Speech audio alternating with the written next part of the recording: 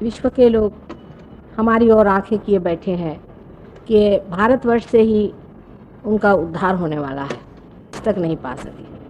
और हमारी यह हालत है कि एक साधारण सद्व्यवहार जो होता है वो भी नहीं। कल मैंने आपसे कहा था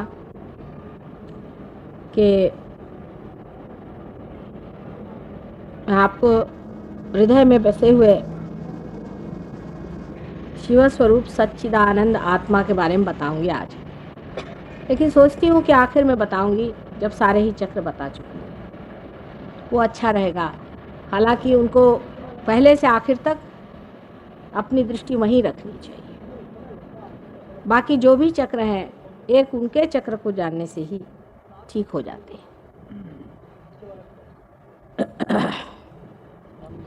इन 3 हृदय चक्र के 3 हिस्सों से ऊपर एक बहुत ही महत्वपूर्ण चक्र है जिसे हम लोग विशुद्धि चक्र कहते हैं। विशुद्धि चक्र, इसके जहाँ पे हमारा कंठ होता है, इसके बराबर पीछे में ये चक्र होता है। अब इसके लिए आप एग्जैक्टली नहीं किसी के लिए कह सकते कि ये यहीं होता है, क्योंकि ये बड़ी ही सूक्ष्म चीज़ है, थोड़ा ऊंचे नीचे होता ही है। जैसी जैसी मनुष्य की प्रकृति होती है और जैसे जैसे उसका फॉर्म होता है, वैसे ही इसके चक्र की भी स्थितियाँ उस तरह से थोड़ी बहुत आगे पीछे होती हैं। कभी कभी 1 इंच का भी फर्क होता है। इसलिए आप ये नहीं कह सकते कि ये बराबर उस जगह ही होगा। थोड़ा सा मैंने देखा है, किसी का ऊपर होता है, किसी का नीचे होता है, किसी का और भी नीचे होता है। बहरहाल ये कंठ जहाँ पे है, इस कंठ के पीछे में यहाँ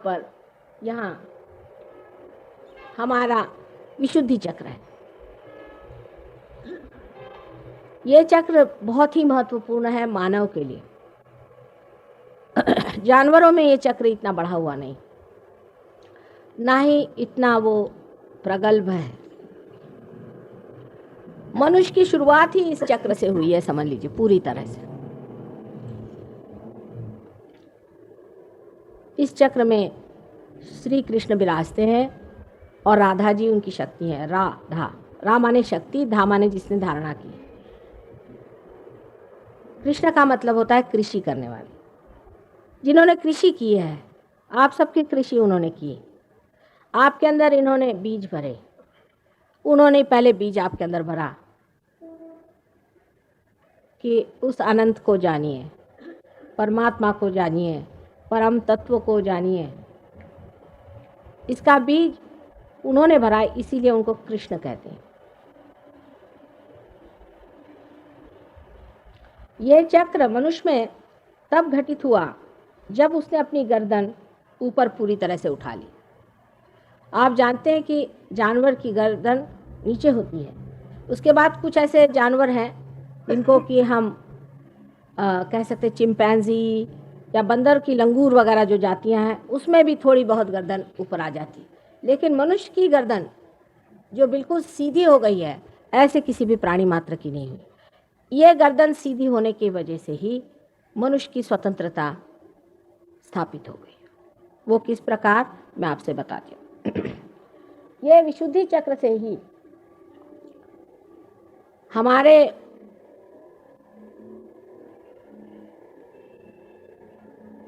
दो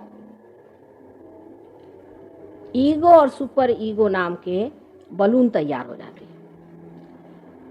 आप जानते हैं कि जानवर की आकृति ऐसी आती है, ऐसी जाती, फिर नीचे चली जाती है। जो भी चेतना उनके अंदर आती है वो फिर से पृथ्वी की ओर झुक जाती है। लेकिन मनुष्य ने जो ये ऐसी गर्दन ऊपर उठा ली और उसने अपने अंदर जिम्मेदारियां महसूस करनी शुरू कर दी, तब वो जब कोई भी कार्य करता है तो उसमें उसका ईगो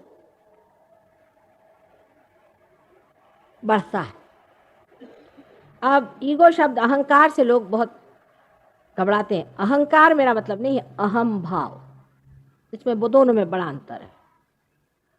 अहम भाव सब में होता ही है, होना आवश्यक ही है।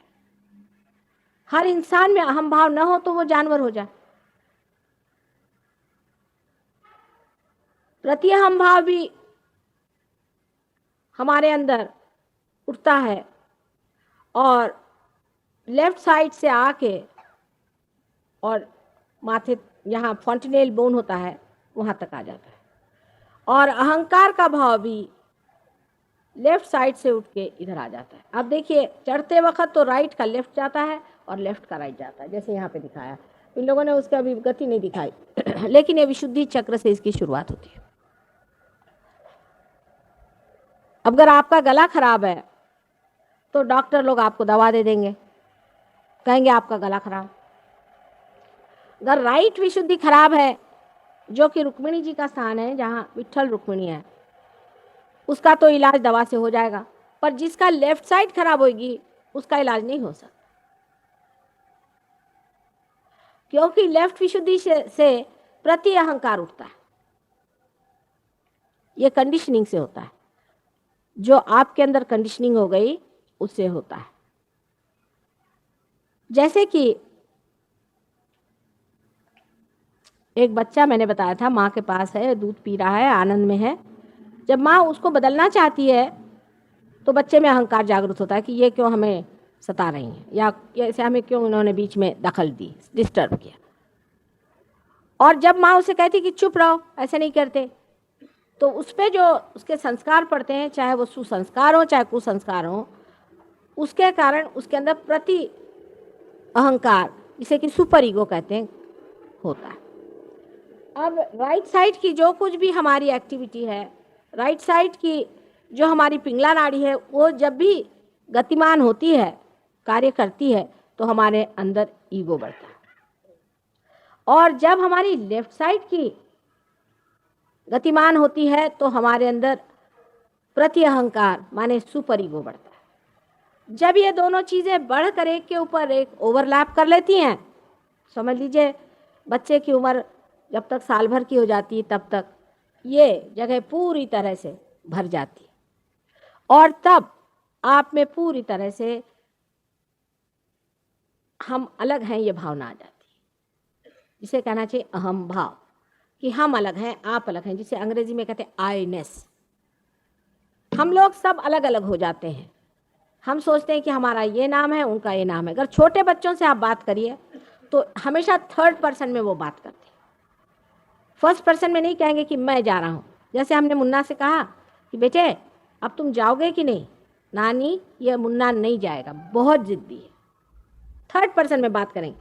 माने उनका जो है सामंजस्य उस मुन्ना नाम से नहीं हो पाता है, आइडेंटिफिकेशन नहीं हो पाता है। वो हमेशा थर्ड पर्सन में बात करेंगे कि ये नहीं मानने वाला, ये बड़ा जिद्दी है, माने ये दूसरा है कोई मुन्ना, और ये जो मैं हूं ये अलग है। जैसे जैसे आदमी बड़ा होने लगता है वैसे वैसे इसकी ये जो दोनों ही चीज़ें हैं बढ़ती जाती हैं, घनी होती जाती हैं, और उतना ही वो अलग हटते जाता है उस विश्वव्यापी शक्ति से। अब जानवर जो हैं वो इस विश्वव्यापी शक्ति से एकाकार ही हैं, लेकिन वो इस मामले में चेतित नहीं है, माने उनमें अवेयरनेस नहीं है इसकी। आप अंतर एक समझ लें कि आपको वो चेतित करने के लिए ही परमात्मा ने इस तरह से इस शेल के अंदर डाल दिया, समझ लीजिए, या इस एक अलग व्यक्तित्व में ढाल दिया, हर एक का व्यक्तित्व अलग बना दिया, कि आप अपनी स्वतंत्रता में परमात्मा को खोजें, अच्छाई को खोजें और उसी को माने। इसलिए ये व्यवस्था की गई। अब आप कहेंगे कि ये क्या ज़रूरत थी, परमात्मा को चाहिए था। लोग बहुत से कहते भी हैं कि सीधे सीधे डायरेक्टली उसको रियलाइजेशन क्यों नहीं दे दिया, जानवर से उठा के मनुष्य को एकदम से रियलाइजेशन दे देते हैं, तो ये प्रश्न ही नहीं खड़ा होता। लेकिन उत्क्रांति की, एवोल्यूशन की एक दशा तक तो परमात्मा कार्यान्वित होते हैं और सब अपने स्वभाव के अनुसार चलते हैं। जैसे कि बिच्छू होएगा तो वो शेर की चाल नहीं चलेगा, और अगर सांप होगा तो सिंह की चाल नहीं चलने वाला। उनका स्वभाव जो है वो वैसा ही बने रहेगा, वो नियत रहेंगे, उसी पे नियति पे चलेंगे। उनका जो कुछ भी आप कंडीशनिंग करेंगे उस पे चलेंगे। वो कंडीशनड हो जाते हैं एटमॉस्फेयर से, उसी के मुताबिक वो रहते हैं।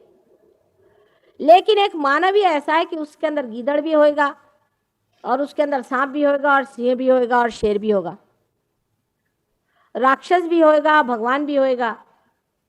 एक मनुष्य ही है क्योंकि वो स्वतंत्र है,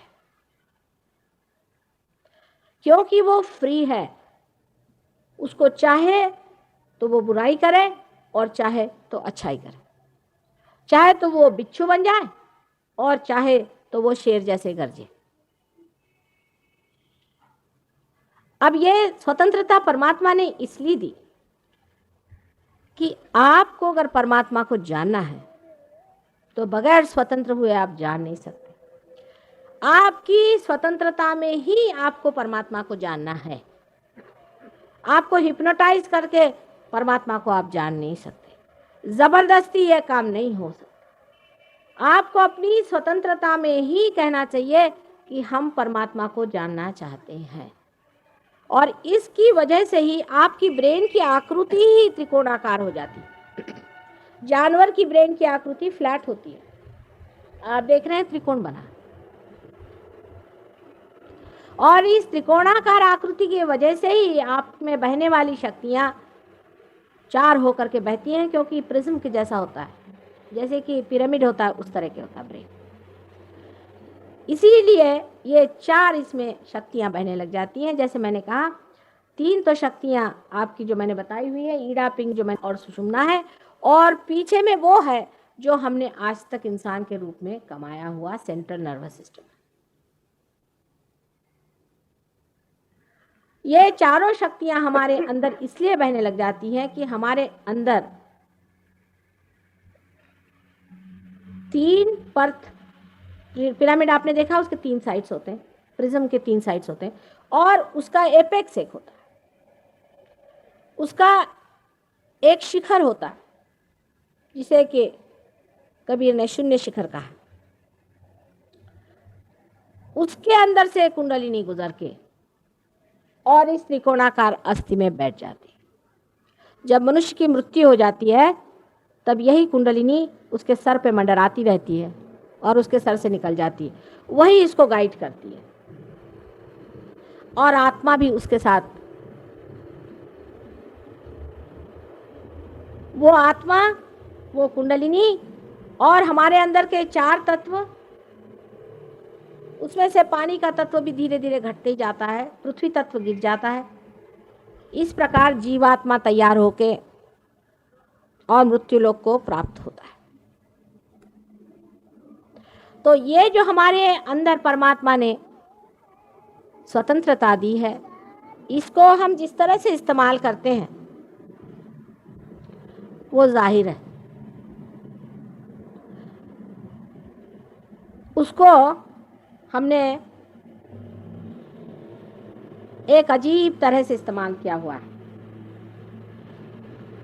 कि जब ये दोनों भी अहंकार और प्रति अहंकार बैलेंस में रहते हैं और आपके भवसागर के हिस्से में आप धर्म पे रहते हैं, तो कुंडलिनी का उठना बिल्कुल ज्ञात नहीं होता और एक क्षण में इंसान पार हो जाता, एक क्षण के अंदर, और उसको ये भी नहीं पता चलता कि वो पार हो गया। क्योंकि मैंने आज ही बताया कि जो एरोप्लेन बहुत ही स्मूथ होता है, उसमें आप बैठे रहिए, आपको पता नहीं चलता कि आप प्लेन में चल रहे हैं। जो बहुत ही बढ़िया एरोप्लेन होते हैं उसमें पता ही नहीं चलता कि आप उसमें चल रहे हैं।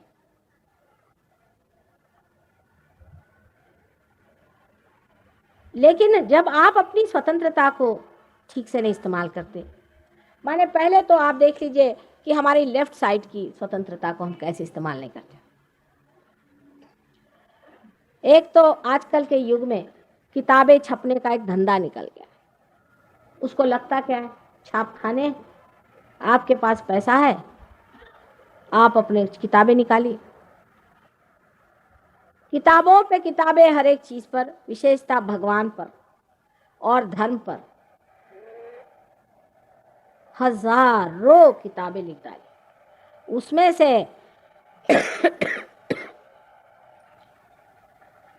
अधिकतर अनधिकार है, अनधिकार बिल्कुल। गुरु नानक जी के समय में उन्होंने इस बात को महसूस किया कि हर तरह का आदमी छापा दे रहा है। उसी वक्त उन्होंने समझा था, इसीलिए उन्होंने जितने रियलाइज सोल्स थे उन्हीं की किताब ले करके गुरु ग्रंथ साहब बना दिया कि इसके अलावा और कुछ नहीं पढ़ो, और इसमें जो लिखा है वैसे आप व्यवहार करो। लेकिन उसमें भी घोटाला ही है, आप जानते हैं कि पढ़े जा रहे हैं, उसमें भी घोटाला हो गया। बाइबल लिखा गया, उसमें भी घोटाला हो गया, उसमें भी गड़बड़ है। कुरान लिखा गया, उसमें भी गड़बड़ियां हो गई। क्या वजह हो गई? क्योंकि हमारे अंदर इन किताबों से जो सुसंस्कार आने चाहिए थे वो आने की जगह कुसंस्कार हम लोगों ने ले लिया।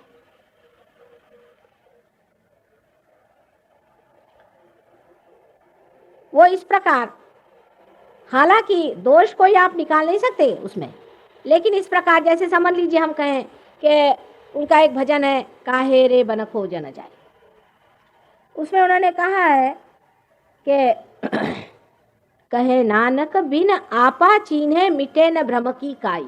अब इससे ज्यादा और क्या वो कहते भाई कविता में? मतलब एक सादी बात कह दी कि आप सेल्फ रियलाइजेशन लीजिए, और इससे ज्यादा कुछ कहा जाता है? लेकिन अब वो बैठे रट रहे, नहीं तो अखंड पाठ करा रहे। अब जब मैं कहती हूँ कि नानक साहब से ज्यादा तो किसी ने साफ और लिखा ही नहीं है,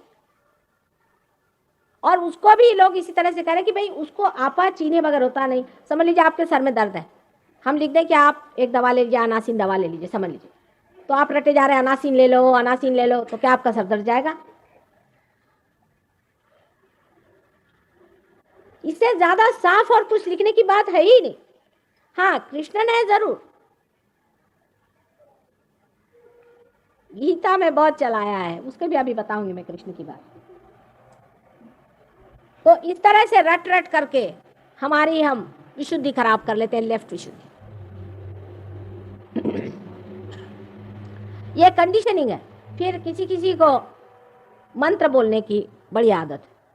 एक साहब आए, कहले मैं गायत्री बोलता हूँ। मैं कहा किसने कहा आपसे बोलने को? कहले माता जी मैंने किताब पढ़ी, मैंने बोलना शुरू कर दिया। अरे भाई किताब पढ़ी, किसने लिखी, क्या पढ़ी? गायत्री की तुमको जरूरत है या नहीं? क्यों बोल रहे हो गायत्री? गायत्री का क्या अर्थ है? कुछ समझ रहे नहीं? मैं तो गायत्री बोलता हूँ, और मेरे से भी बोल रहे हैं तो भी गायत्री बोल रहे हैं, वो चुप ही नहीं हो सकते। सबसे अच्छा उदाहरण इसका हरे रामा हरे कृष्णा वाले हैं। वो ऑक्सफोर्ड स्ट्रीट में इतनी बदतमीजी करते हैं, इतनी शर्म आती है उनके ऊपर। में धोती साड़ी पहन करके, ना धोती पहनाती ना साड़ी पहनाते, और वो बोदियाँ खरीद खरीद करके लगाते हैं, और सबसे रुपया ले ले करके बड़े बड़े होटल बना करके होटल चला रहे हैं। वो तो जो भी करें करें, मुझे कोई हर्ज नहीं है, लेकिन रात दिन वो बोलने से उनको कैंसर ऑफ द थ्रोट हो रहा है, मेरे पास आते फिर ठीक कराने के लिए। तो फिर ये पूछते हैं कि माँ हम तो कृष्ण का नाम ले रहे हैं, आप करे कृष्ण कृष्ण यहाँ बैठे हुए हैं, फिर हमारा क्यों खराब हो गया? तुमको किसने अधिकार दिया इतनी बदतमीजी करने का, वहां जाकर के ऑक्सफोर्ड स्ट्रीट में इस तरह से उनको ऐसे चीपली इस तरह से बोलने का? क्या वो आपके क्या नौकर है?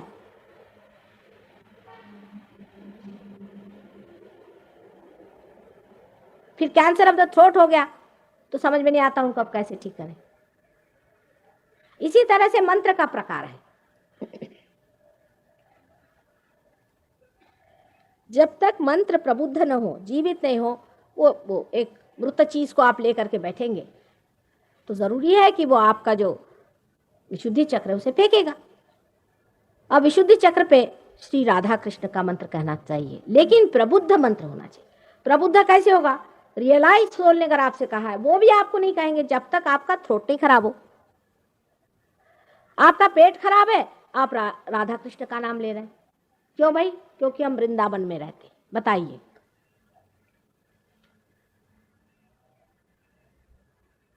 कोई सा भी मंत्र जाप करने से हमेशा लेफ्ट विशुद्धि पकड़ती है, क्योंकि सिद्ध मंत्र नहीं है, ये इसकी बारीकी है। अब आजकल तो ये धंधा ही निकला हुआ है कि मंत्र देने के लिए गुरु कर लीजिए। भाई एक सीधा हिसाब मैं पूछती हूँ कि ऐसे नाम देने के लिए गुरु काय को चाहिए? कोई गधा भी दे सकता है। उसके लिए गुरु काय को चाहिए, और फिर उनको पैसा देने को काय को चाहिए? करोड़ों रुपया इन लोगों ने बना लिया मंत्र दे दे करके। आपको मालूम है? करोड़ों रुपया। क्या अपने गवर्नमेंट में, मुझे पता नहीं, कायदे कानून में इंसान के मैं समझती नहीं हूँ, क्या ऐसा कोई कायदा नहीं कि ऐसे बेवकूफ़ बना करके कोई आदमी करोड़ों रुपया बनाए तो उसको पूछना चाहिए कि भाई ये मंत्र क्या दे रहे हो? तो ये मंत्र देना सिर्फ भूत देना है, आपके अंदर उस नाम का एक भूत बिठा देते हैं। मैंने आपसे कल भी बताया और आज भी बता रही हूँ, सब मंत्र का बहुत बड़ा ज्ञान है और जो इसे जानता है वही विद्या, बाकी सब अविद्या है। लेकिन कौन सा चक्र खराब है? फिर जो मंत्र देता है उसे वो सिद्ध है या नहीं? जिस आदमी का स्वयं चरित्र अच्छा नहीं है, जो दूसरों के पैसों पे नजर रखता है, पैरासाइट जैसे अपनी जिंदगी बिताता है, उस आदमी को किसी भी तरह से उससे कुछ भी चीज लेना महापाप है। मंत्र तो अधम चीज हो जाएगी। पैसा देकर लोग मंत्र लेते हैं। जैसे जाइए वहां पे बड़ी बड़ी पेटियां रखी रहती है कि सेवा, सेवा के लिए शब्द सेवा हो गया। भाई कहाँ से कोई चीज का हिसाब जोड़ना चाहिए। ये सेवा के लिए है। किसकी सेवा कर रहे हो? इन अधम लोगों की, जो कि भूत विद्या, प्रेत विद्या, पिशाच विद्या कर रहे हैं और आपको भरमा रहे हैं। मंत्र आपको दे दिया राम का और चक्र पकड़ गया राम का, और विशुद्धि लेफ्ट, क्योंकि वो उसने मंत्र दे दिया, 2 चक्र पकड़ गए। श्री कृष्ण का मंत्र हो तो कम से कम एक ही चक्र पकड़ता है, पर वहां इतना जोर बांधता है, मैंने बताया आपको, कि कैंसर हो जाता है थ्रोट का। बहुत डेंजरस चीज है। इसी प्रकार जो आप गंडे दोरे, अब काशी का गंडा है, चले गले में पहन के चल रहे हैं, ये बड़ी सेंसिटिव चीज है और सूक्ष्म चीज है, समझ लेना चाहिए। ये काशी के गंडे बेचने वाले, इनसे बढ़ के महादुष्ट आपने कहीं देखे हैं क्या? सारे वृंदावन के पंडे जितने भी हैं राक्षस हैं, राक्षस, महाराक्षस हैं। सारे कंस के अनुचर वहां बैठे हुए हैं और उनसे आप लोग गंडे दोरे और तावीज लेते हैं। किसी भी परमात्मा के किसी भी स्वरूप में आए हुए किसी भी प्रॉफिट ने या गुरु ने या किसी भी अवतार ने गंडे दोरे किसी को दिए थे? और इन पंडों से आप लेते हैं जिनको कि आपको तो देखना भी नहीं चाहिए, नजर पड़े तो आंख धो डालिए, सवेरे देखिए तो दिन भर खाना नहीं मिलेगा। मैंने पिछले साल कहा था कि एक दिन गंगा जी को खाएगी, और हुआ ही ऐसे। मैंने बीबीसी में देखा था, सब खोमचे उठा के भाग रहे थे। सहयोग का मतलब सिर्फ इतना ही नहीं कि आपका एक अंतर्योग होगा, पर एक बड़ा भारी रेवोल्यूशन है। इनको क्या अधिकार है कि यह परमात्मा के दरवाजे पर बैठे? जब तक आदमी में पवित्रता नहीं होगी तो इन मंदिरों में बैठने का इनको कोई अधिकार नहीं। इन मंदिरों में क्या है? लोग पूछेंगे कि माँ क्या मंदिर सही है? हाँ सही है। पृथ्वी के अंदर से, पृथ्वी तत्व से ही ये उद्भूत हुए हैं, ये सही बात है, इसमें कोई झूठ नहीं। जैसे कि अष्टविनायक हैं, ज्योतिर्लिंग हैं, ये सब सही है, लेकिन उनकी मूर्तियां बनाना ये सही नहीं। जो काबा में भी पत्थर है वो भी शिव स्वरूप है, वो भी स्वयंभू है, वाइब्रेशंस है उसके अंदर। जो बड़े बड़े साधु संत पहले चलते थे वो वाइब्रेशंस देखकर बताते थे कि ये कोई स्वयंभू चीज़ है। एक छोटी सी जगह है मुसलवाड़ी करके, जहाँ पर हमारा सहयोग का बड़ा भारी सेंटर चल रहा है, बहुत बड़ा है, बहुत ही बढ़िया सेंटर है गांव छोटा सा। तो वहाँ पर हम पहुँचे तो लोगों ने बताया कि माँ यहाँ एक ऐसी जगह है, वहाँ कुछ पत्थर निकल आए, और वो ऐसी जगह है कि अंग्रेज़ों के ज़माने में यहाँ पर लोगों ने कहा था कि एक बड़ा सा वो बना दें धरण, जिसे कहते हैं आप डैम। और उस डैम को बनाने के लिए उन्होंने बड़ी कोशिश की, लेकिन उस जगह पे जब भी मिट्टी डालने की कोशिश करते थे तो वहाँ से मिट्टी उड़ करके दूसरी जगह चली जाए, और जो गधे ले जाते थे वो बेहोश हो जाए, किसी तरह से उस जगह मिट्टी नहीं पड़ती थी। वो लोग तंग आ गए, उन्होंने लोगों से पूछा क्या? तो एक साधु आए, उन्होंने कहा कि ये जगह यहाँ से बहुत चैतन्य आ रहा है, ये कोई बड़ी पवित्र जगह है, इसको मत छुइए। तो मैंने अपनी आँख से देखा कि वहाँ पे ऐसा उन्होंने डैम की जगह में इस तरह से गोल बना के उतनी जगह छोड़ दी और दूसरी तरफ में डैम बनाए। ये अपने आँख से देखने की चीज़ है। जब मैंने जाके वाइब्रेशंस देखे तो बहुत ही ज़्यादा आदिशक्ति का ही वहाँ पे हुआ है। और इसीलिए मूसलवाड़ी में हमारा सबसे ज़्यादा सहयोग भी चल रहा है। इतने वाइब्रेशंस हैं उसमें, लेकिन इसको समझने के लिए रियलाइज सोल होना चाहिए ना। बगैर रियलाइजेशन के आप कैसे समझेगा किस चीज़ में वाइब्रेशंस है किस में नहीं। मैंने आपको कश्मीर का किस्सा बताया था, फिर से मैं आपसे बताती हूँ। मैं कश्मीर गई थी तो एक जगह एकदम से मुझे बहुत वाइब्रेशंस आए। तो हमने ड्राइवर से कहा कि भाई यहाँ कोई बड़ा भारी मंदिर है या कोई चीज़ है, यहाँ पूजा अर्चा कुछ होती है कुछ? उसने कहा कि यहाँ तो कुछ भी नहीं। तो उसने कहा यहाँ से 2 मील दूरी पे एक मुसलमानों का स्थान है जिसे हज़रत बल कहते हैं, अभी भी कहते साथ वाइब्रेशन खड़े हो जाते हैं। ये मोहम्मद साहब की महिमा है। और नाम लेते ही मेरे तो बदन कांप उठता है। नानक साहब का कोई ग्रंथ साहब का भी नाम कहते तो बदन में से धड़ धड़ धड़ धड़ धड़ वाइब्रेशन शुरू हो जाता। तो मैंने कहा चलो वहीं चलो, फिर मुझे वहीं जाने का है। मेरे पति कहने लगे कि वहाँ तुम्हें जाने कौन देगा? मैंने कहा चलिए तो सही। आश्चर्य, किसी ने मुझे रोका नहीं, कुछ नहीं, मैं अंदर तक चली।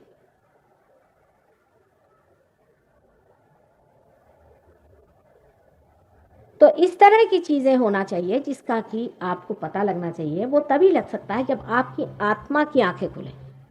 जब तक आत्मा की आंख नहीं खुलती है आप धर्म को नहीं समझ सकते, ना परमात्मा को समझ सकते हैं, ना ही उस विश्वव्यापी शक्ति को जान सकते। अब देखिए इस जगह आप कुछ लग रहा है कि कोई चित्र वित्र है, कोई नहीं देख रहा कोई चित्र है, कुछ दिखता नहीं ना आपको। आप यहाँ टीवी लगा दीजिए, अभी आपको टीवी में चित्र आ जाए।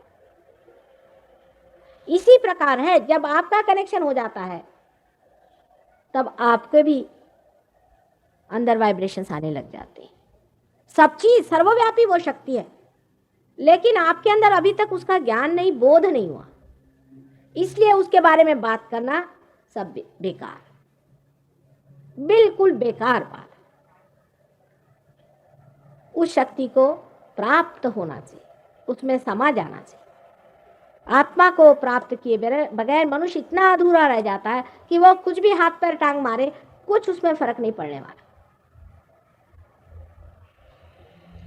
अब ये विशुद्धि चक्र पे परमेश्वर साक्षात श्री कृष्ण के स्वरूप में इस संसार में आए थे, जो कि विराट, जब श्री कृष्ण संसार में आए थे तब विराट की शक्तियां कार्यान्वित हुई। जैसे कि आपसे मैंने बताया था कि शिव जी का काम है हमारा एग्जिस्टेंस बनाना, हमारा अस्तित्व बनाना, जो कि लेफ्ट साइड की नाड़ी से होता है। और ब्रह्मदेव का कार्य है कि सृजन करना, क्रिएशन बनाना।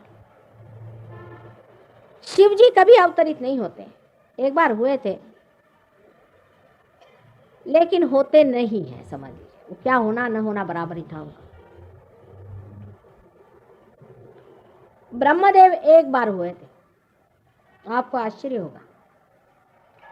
हजरत अली के रूप में हुए थे, किसी ने उनको पहचाना नहीं, मुसलमानों भी उनको पहचाना नहीं।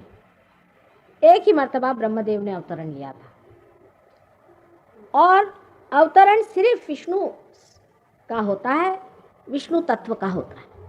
वही बार बार अवतार लेकर के और आपको इस संसार भवसागर से पार कराते हैं।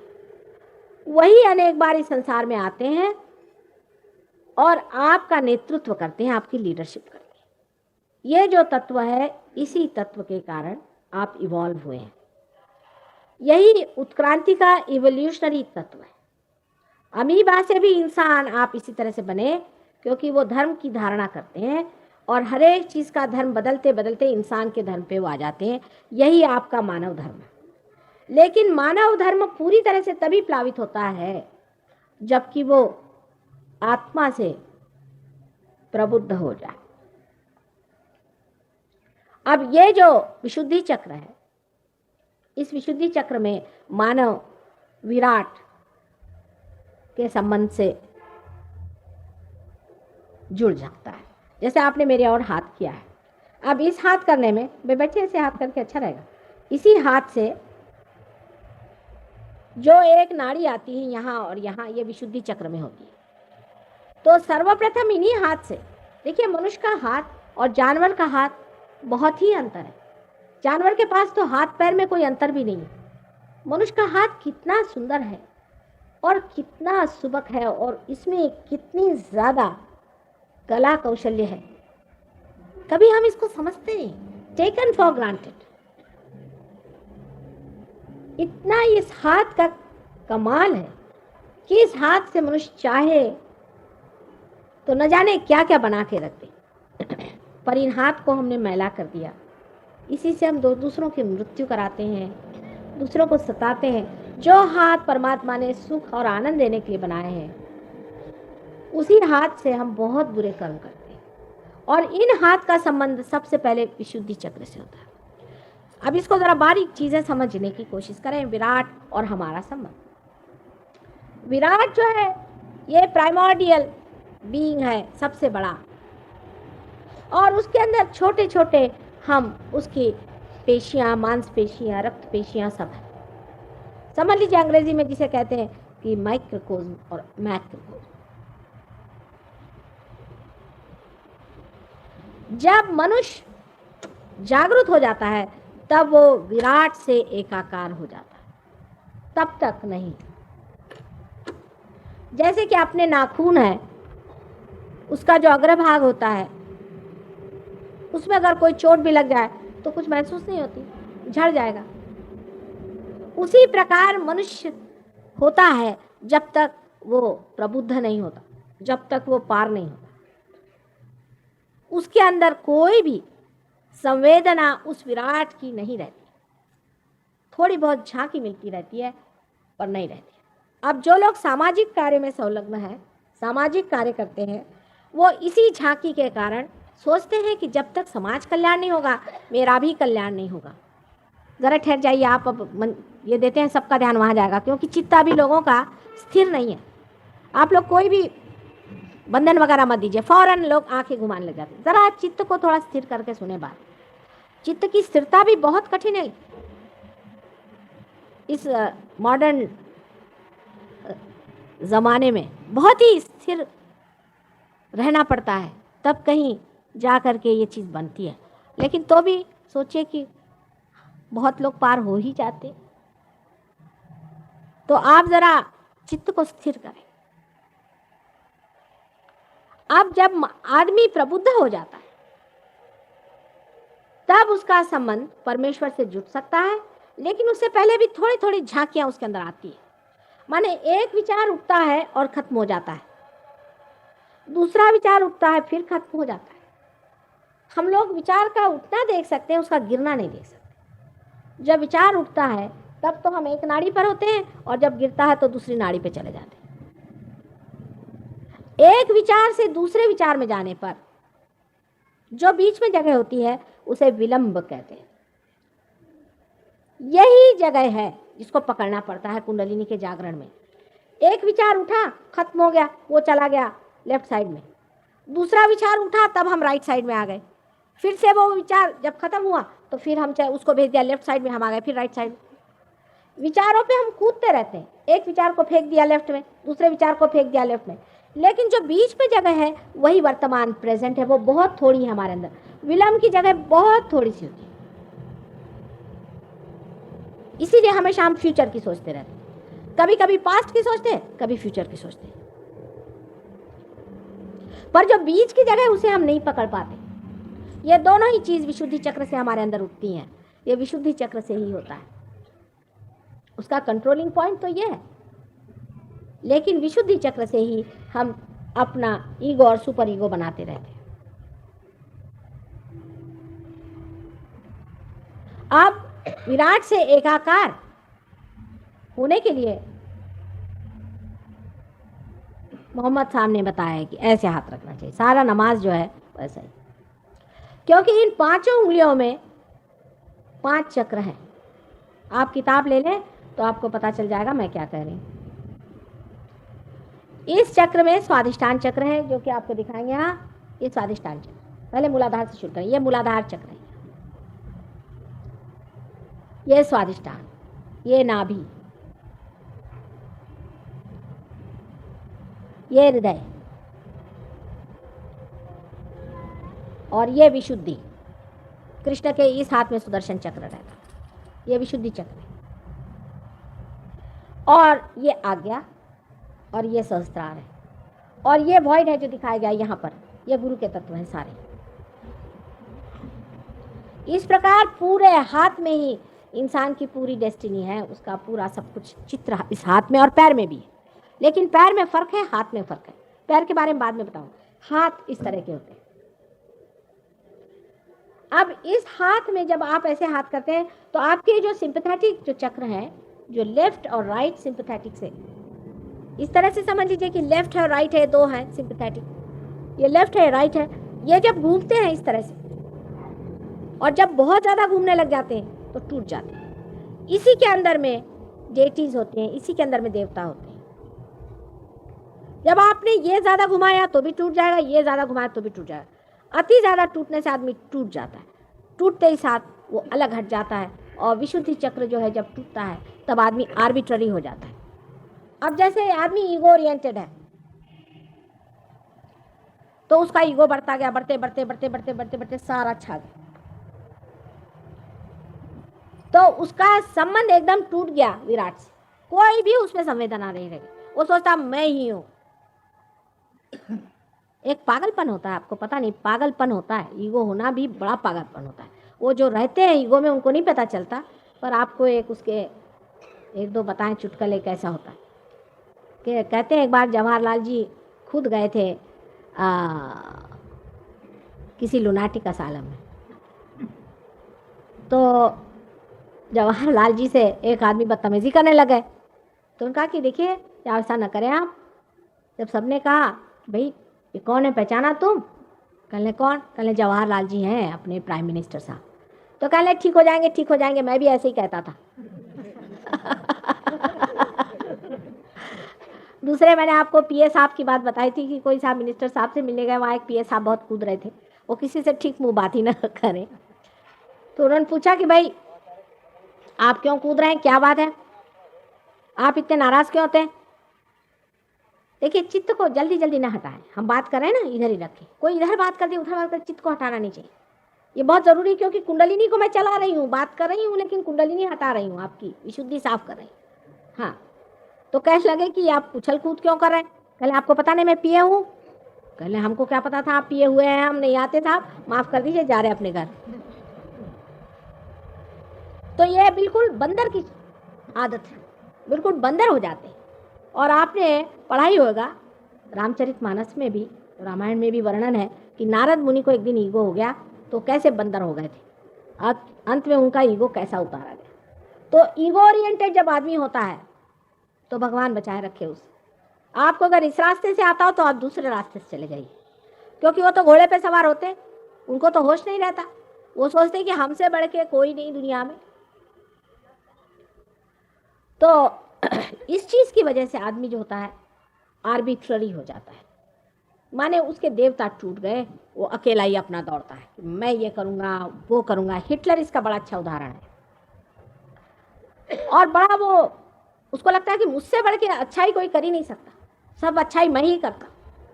अगर मैंने जूस को ख़त्म कर दिया तो बड़ा भारी धर्म कार्य कर दिया, अगर मैंने सबको गैस चैम्बर में मार डाला तो इससे भी बड़ा मैंने धर्म कार्य, अगर मैंने जर्मन रेस को उठाना चाहा तो बड़ा ही धर्म कार्य। उसके समझ में नहीं आता, वो अंधा हो जाता है, आर्बिट्ररी हो जाता है, जिसको आप कह सकते हैं कि वो मैलिग्नेंट हो जाता है, माने वो कैंसर का एक सेल हो जाता है। कैंसर भी इसी तरह से हमारे अंदर बनता है। कैंसर हर समय हमारे अंदर बनता है और टूटता है। जैसे कि ये मैंने आपसे दिखाया ना, अब कोई से भी आपकी गति ज़्यादा हो जाए, सिंपैथेटिक की, लेफ्ट या राइट, कोई सी भी ज़्यादा गति हो जाए तो उस गति के चलन वलन से देवता सो जाते हैं। उसके बाद आप अलग हो गए, चाहे जो करिए। अब वो सेल्स मैलिग्नेंट हो गए। अगर अतिकर्मी आदमी होगा तो उसको कैंसर की बीमारी हो सकती है, क्योंकि वो बहुत ज़्यादा कार्य में लगा हुआ है और कार्य करते वक्त में उसने देवता से संबंध नहीं रखा, छूट गया। जैसे छूट जाएगा उसमें कैंसर बढ़ सकता है, क्योंकि उसके सेल्स जो है वो मैलिग्नेंट हो गए ऑन देयर ओन। इंग्लैंड में तो हर एक आदमी और पाश्चिमात्य हर एक आदमी ऑन देयर ओन है। 11 साल का बच्चा हो गया ऑन देयर ओन। बच्चा पैदा हुआ, उसको दूसरे कमरे में माँ बाप पहले ही छोड़ देते हैं। कमरे में कुत्ते बिल्ली सुलाते हैं, बच्चे को दूसरे कमरे में सुलाते हैं। कुत्ते बिल्लियों को ज्यादा प्यार करेंगे, बच्चों को कमती करते हैं। अजीब तरह की हालत है वहाँ सब लोग ऑन देयर ओन। हम लोग भी सोचते हैं कि ऑन अवर ओन होना चाहिए। ये बहुत गलत कल्पना है बच्चों के मामले में। लोग सोचते हैं बच्चों खराब कर रहे हो, क्या इतना उनका दुलार। बच्चे को बहुत ज़्यादा प्यार देना चाहिए, बच्चे को बहुत प्यार करना चाहिए। जो बच्चा माँ बाप का प्यार पाता है वो दुनिया में बहुत प्यारा होता है और उसको सब प्यार करते हैं। हाँ, उसको गंदी आते नहीं तो एक साहब ऐसे थे, वो हमसे कहने लगे साहब मेरा लड़का 12 साल का, मैं बड़ा फ्री आदमी हूँ। मैंने कहा अच्छा क्या किया आपने? कह लो उसको मैंने बियर की बोतल दे दी, कह दिया तेरे दोस्तों को बुला के ला, जो करना है कर। मैंने कहा वाह भाई वाह। उनको धर्म तो सिखाना ही होता है, क्योंकि जो धर्म बचपन में सिखाया जाएगा उससे उसका लेफ्ट साइड ठीक रहेगी, सुसंस्कार होंगे। इस पर फ्रॉइड साहब का कहना है कुछ मत सिखाओ, क्योंकि उन्होंने दूसरी साइड देखी नहीं। कुछ नहीं सिखाओ तो सिर्फ ईगो बढ़ जाए। सुसंस्कार बच्चों को देने चाहिए, बड़ों को बताना बेकार है।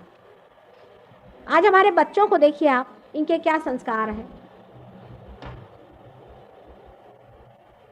छोटे बच्चों के सुसंस्कार करना बहुत ही आवश्यक है, इसलिए बच्चों को अपने घर में रख के उनके सुसंस्कृत करें। जो बच्चा बचपन में ठीक रहता है उसको रियलाइजेशन भी जल्दी होता है।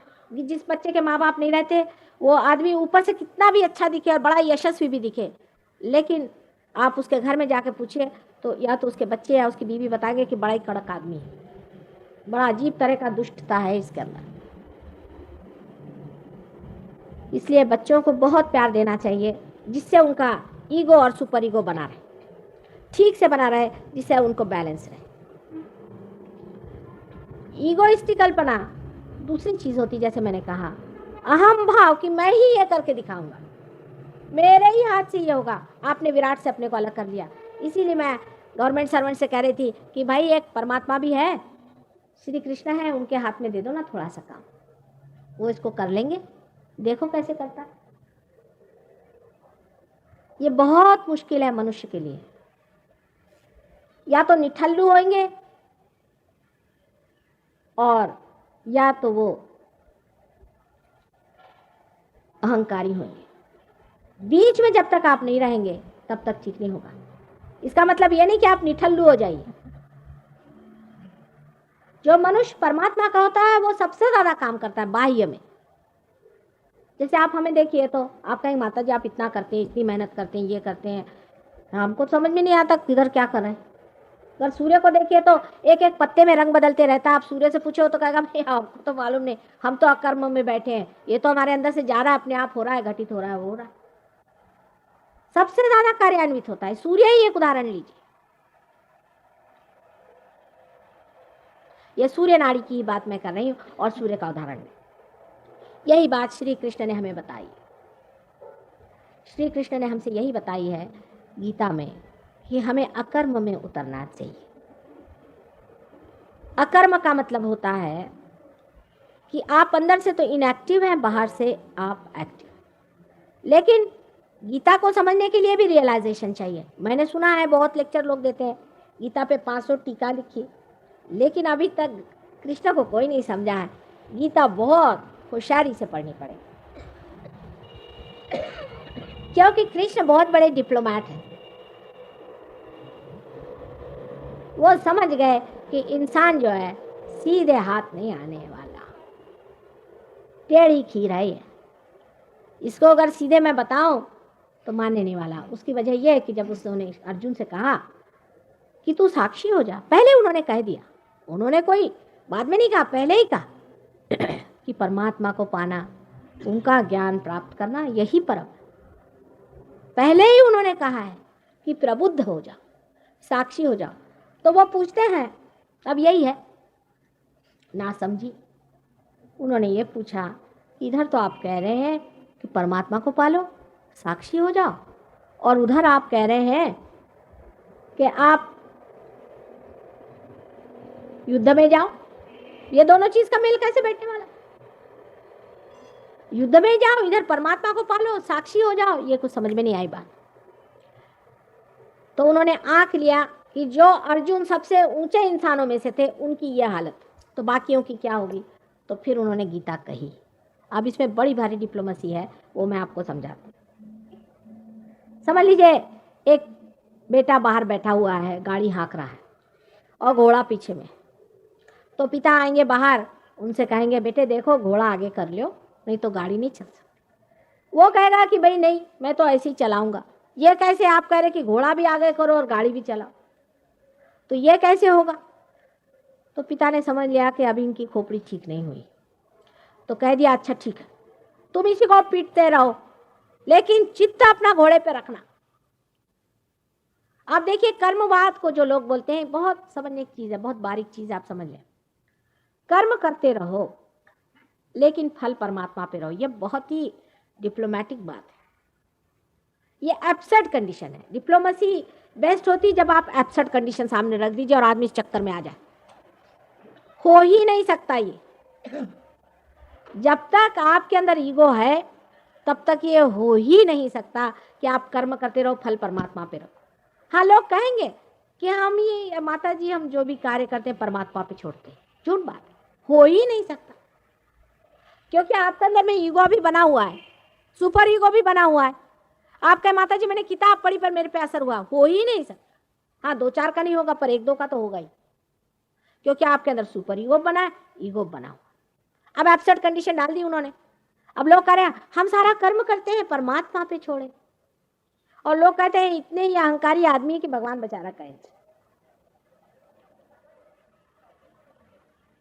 तो परमात्मा पे छोड़ना तभी घटित होता है, ये घटना है जब कुंडलिनी सहस्त्रार को छेद देती है, जब आप पार हो जाते हैं, उससे पहले नहीं होता। अब पार होने पे लोग कैसी बात करते हैं, आप देखिए वहां जा रहा है आ रहा है,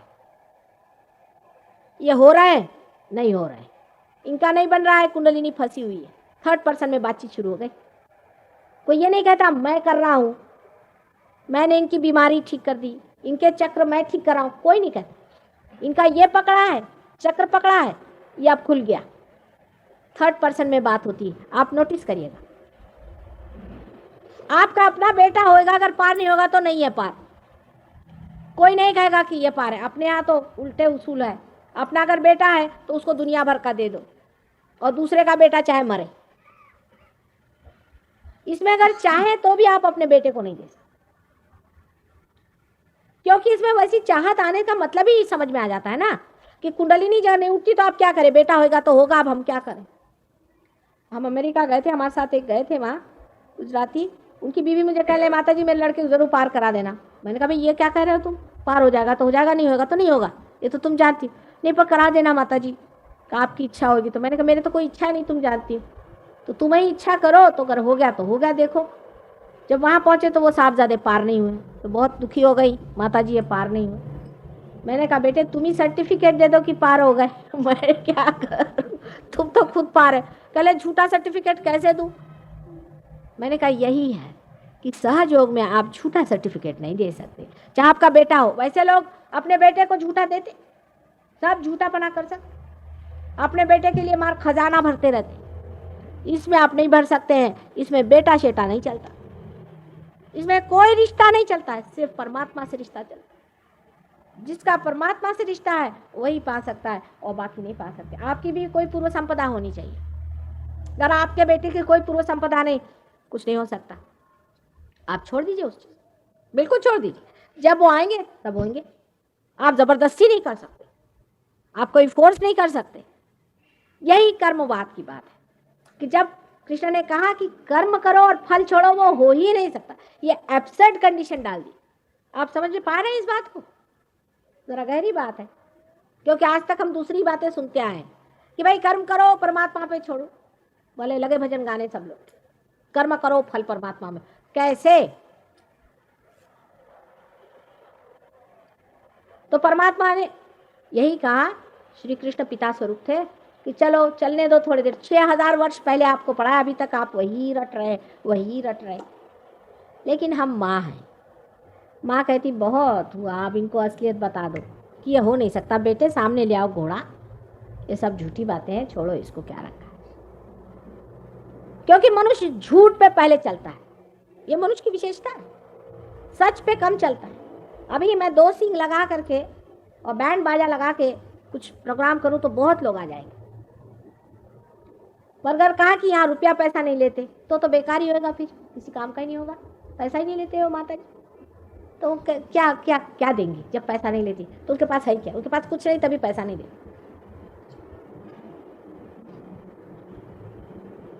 अब बिल्कुल सीधी सादी है, और उनकी शादी वादी हो गई, बाल बच्चे हैं, कोई सन्यास का कपड़ा नहीं पहने, कुछ नहीं, तो वो क्या देंगे आपको?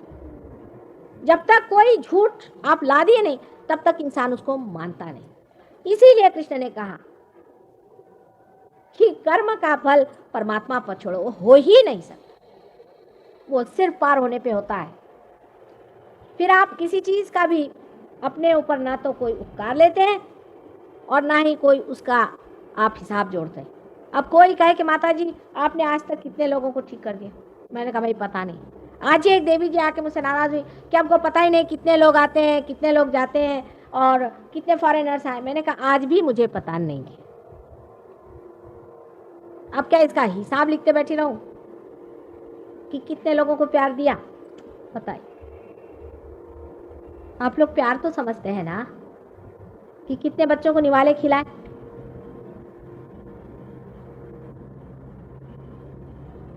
सो प्रेम का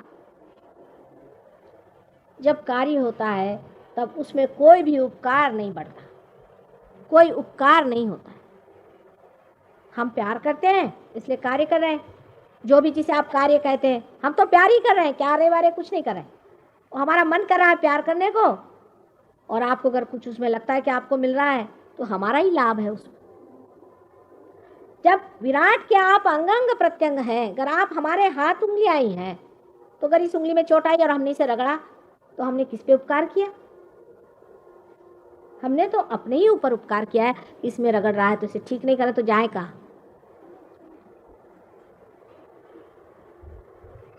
तो इसमें उपकार का सवाल ही कहाँ आता है? क्या सब पे उपकार करो? ये इतनी भ्रामक कल्पनाएं हैं मनुष्य के अंदर। बहुत से फिलैंथ्रोपिक इंस्टीट्यूशंस बने हुए हैं, सबका विशुद्धि चक्र पकड़ता है, मिशन ये वो। तुम कौन होते भैया उपकार करने वाले? बिल्डिंग बना दी, भूखों को खाना दे दिया, भाई तुम कौन होते? तुम तो एक बीज भी नहीं उगा सकते। पर अगर कोई आदमी से कहो कि नहीं, ऐसा कहो कि ये हमने परमात्मा के लिए जो उन्होंने दिया वही हम कर रहे हैं, तो कहेंगे जरूर, लेकिन वो घटना जो होगी वो ईगो ओरिएंटेड ही होगी, वो नहीं छूटता जब तक आप पार नहीं हो जाइए। ये बात सही है, इसको मान लेना चाहिए। माने आप सूक्ष्म में वो बैठा रहेगा ईगो आपका, अब मतलब जड़ में भी बहुत होता है। कोई साहब है, वो अपनी किताब छपाते हैं, उसमें अगर उनका नाम भी जरा सा मिसस्पेल हो जाए तो उनके बाप दादे खड़े हो जाएंगे आपसे लड़ाई करने के लिए। बहुत सी ऐसी चीज़ें मनुष्यों ने बनाई हैं जिससे आपका ईगो खूब पैम्पर हो। जैसे कि एक हुज हू किताब है, उसमें आपको लिखेंगे साहब आपके बारे में हम छापने वाले हैं। लोग तो हाँ हाँ हाँ हाँ मैं क्या हो गया? फिर वो कहते कि हाँ लेकिन किताब की कीमत सिर्फ 100 पाउंड है या 50 पाउंड है। वो 50 पाउंड आप भेज दीजिए, आपको हम छपा देते। वो सोचते वाह वाह वाह मेरा नाम हुज हू में छप गया। उन्होंने आपको बेवकूफ़ बनाया और आप अपने ईगो में फंस गई, ये आपकी समझ में नहीं आया। इसी प्रकार सारा फिलैंथ्रोपिक वर्क है, क्योंकि जिसने वो किया वो भी पकड़ में आ गया और जिसके लिए किया वो भी पकड़ में आ गया। अब आप कहिए क्या माता जी सारे ही बंद कर दें फिलैंथ्रोपिक वर्क? ऐसा भी सवाल लोग मुझसे पूछते हैं कि या सब बंद कर दें इनको फिलैंथ्रोपिक वर्क। मेरे से अगर पूछे तो बंद ही कर दीजिए और सहयोग में लगाइए, सबको पार कराइए। अब सारे फिलैंथ्रोपी छोड़ के सबको पार कराइए। आप बीमारियां ठीक करते हैं, खट से इसमें बीमारी ठीक होती है। अभी यहाँ बैठे इनसे पूछ लीजिए, 1 सेकंड में चीज़ ठीक हो सकती है सहयोग में आने से। कोई सी भी बीमारी हो, हम कहते हैं कि हर तरह की बीमारी सहयोग में ठीक होती है, सिवाय 2-4 बीमारियां हमने देखी जो नहीं थी। अधिकतर बीमारियां इसमें ठीक हो जाती। तो आप कहे कि फिलैंथ्रोपी लेके बैठे हो, पर इसमें आप पैसा नहीं ले सकते, इस पे डॉक्टर लोग फिसल जाएंगे।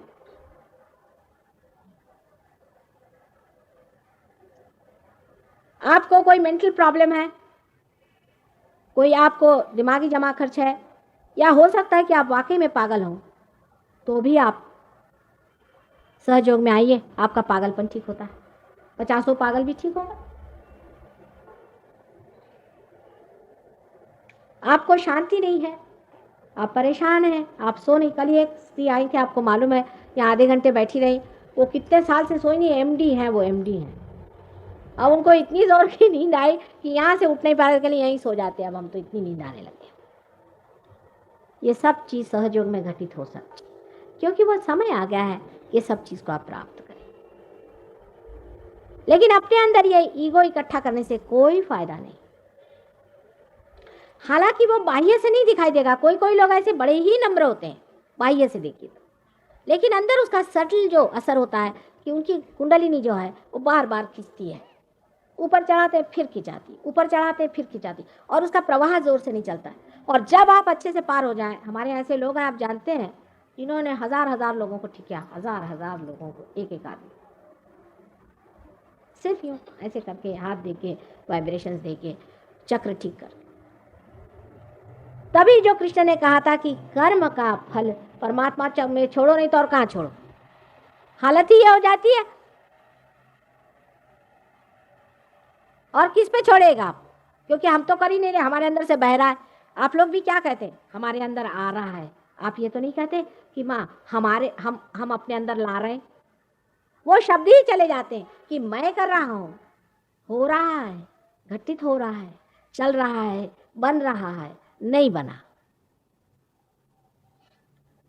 भक्ति में भी बहुत कृष्ण की कमाल है, इसको समझना से खुश हो रहे हैं। हालांकि हम बता रहे हैं आपसे, सबकी विशुद्धि चक्र खोल रहे हैं।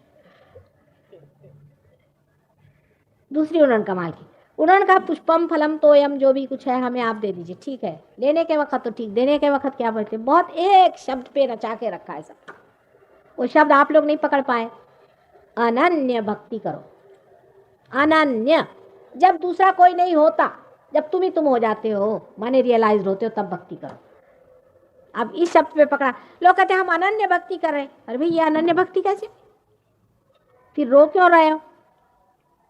कबीर थे अनन्य भक्ति वाले, जो ये घिघिया के रोते हैं भगवान कब मिलोगे, जो सेपरेशन के कवि हैं, वो क्या अनन्य भक्ति करेंगे? मुझे तो बड़ी घबराहट हो जाती है बाबा इन लोगों से। इतने रोते हैं कि मानो जैसे आंख निकाल के उसे धो के निकाल के फेंक दे। इतने घिघियाने की क्या जरूरत है?